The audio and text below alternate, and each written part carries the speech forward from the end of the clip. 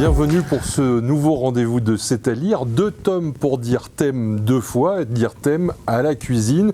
Voici le dictionnaire gourmand du Limousin et d'ailleurs aux éditions Mon Limousin. Avec vous, Régine Rossi-Lagorce. Bonjour, merci d'être venue ici. Bonjour et merci à vous de m'accueillir surtout. Alors, qu'est-ce qui vous a donné un jour envie de coucher sur le papier vos trucs, astuces, recettes et petites histoires, voire grandes histoires? C'est un peu mon fonds de commerce. Mais si, j'ai fait ça dans tous mes autres livres. Et puis pour moi, la cuisine, ce n'est pas que manger, faire à manger. C'est surtout aussi connaître... Alors ça peut être l'histoire d'un aliment, d'un plat, d'une recette, d'un personnage, de mes rencontres. Et comme je vieillis un peu, je fais un peu de Milan. Et je me rends compte que j'ai fait de merveilleuses rencontres culinaires. Ce ne sont pas que des recettes et des fiches techniques, les pages de ce dictionnaire. Vous nous racontez d'autres histoires, des histoires à côté de la cuisine, à côté du pays, à côté des gens du pays, parce que les gens, ça compte pour vous.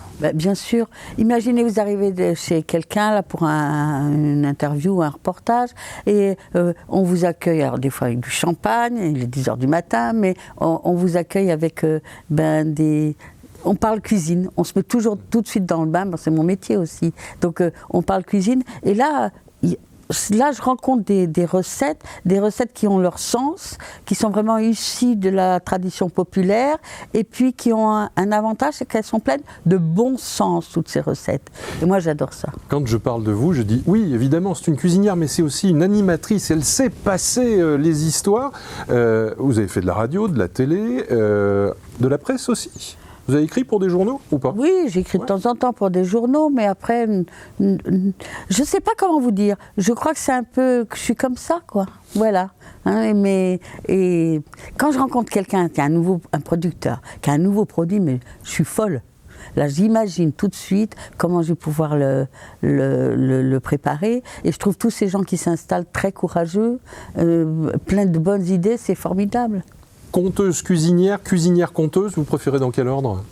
Raconteuse, j'aime bien raconter. Raconteuse, oui. Raconteuse. Mais dans les cuisines, on racontait bien des histoires. Tiens, quand on faisait la vaisselle, vous ne l'avez jamais faite à la main? Oui, bien sûr que si. Bon, d'accord. Bon, quand on fait la vaisselle, regardez, c'est un super endroit. Et il y a une petite jeune fille qui m'en a parlé il n'y a pas très longtemps. Elle disait que quand elle faisait la vaisselle chez sa mamie, il y avait souvent les femmes qui étaient en train de laver, rincer, essuyer, ranger. Et qu'ils se parlaient, qu'il y avait plein de choses qui se disaient, et notamment aussi des échanges de cuisine. Je prendrais bien le pari que dans ceux qui nous regardent, bien peu ont pris le soin de cueillir des nèfles, parce que les nèfles, personne ne connaît ça. Là, c'est si bon. Mais c'est si bon, et ça m'a fait un plaisir de dingue de voir qu'il y a une histoire autour des nèfles et une fabuleuse recette, ce filet au poisson aux nèfles. Comment est venue l'idée? L'idée, les nèfles, nous, on les a toujours cuisinées, notamment maintenant, parce que c'est là qu'elles sont bonnes. Vous savez, il faut les ramasser quand elles sont un peu blettes. Ouais. Et alors, ma mémé, elle les faisait, parce que c'est pas facile, hein. Comme elles sont blettes, elle les passait au tamis avant de les cuire. Comme ça, pour avoir la pulpe. Pour avoir que la pulpe. Ouais. Et alors maintenant, on a des moyens modernes, on va pouvoir la congeler. Puis on va pouvoir faire un petit canard avec des nèfles ou du poisson, ça va très très bien avec les nèfles aussi. C'est une cuisine de transmission que vous nous proposez parce que vous aimez transmettre.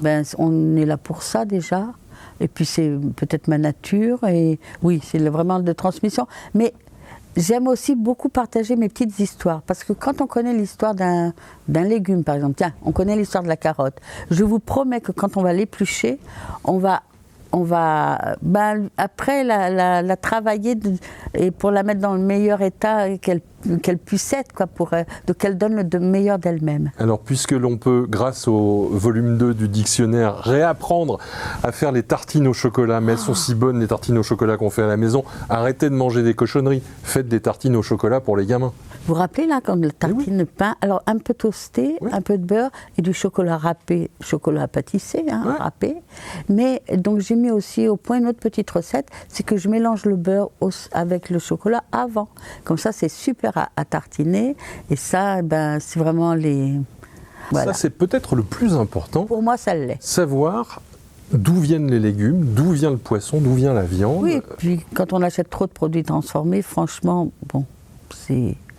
Et ça va vite de faire une soupe finalement. Moi j'ai réappris à plein de gens à prendre un poireau, une carotte, une patate et 20 minutes plus tard on se met à table. Et imaginez si vous mettez un peu plus de carottes que de poireaux, Le lendemain, vous allez faire le contraire, vous n'avez pas tout à fait la même soupe. Voilà, donc ça, c'est merveilleux. Un petit coup de mixeur, un petit peu de crème.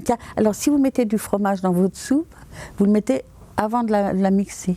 Un petit peu de tome limousine, vous le mettez en petits morceaux, ça va fondre, et vous mixez avec le fromage. Je voudrais qu'on parle des photographies, parce que les photos, elles sont Bernard. Eh ben voilà, mon Bernard. Bernard, c'est votre mari. Oui. Et Bernard vous accompagne dans la fabrication de ces livres. Est-ce qu'il y a un boulot qui se fait aussi avec l'éditeur, ou est-ce que ça roule et vous faites le livre dont vous avez envie?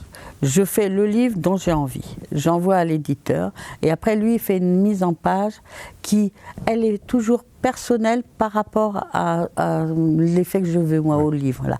Quant aux photos, je tiens quand même à préciser que quand j'élabore une nouvelle recette, Bernard la goûte et me dit ce qu'il en pense. Voilà. Et après donc il fait des photos. Je ne ferai pas de livre sans Bernard. Sans ses photos en tout cas. Et après, il mange tout ce qu'il a photographié. Pour ça qu'il m'accompagne souvent dans les dédicaces, comme ça je montre qu'il est en forme.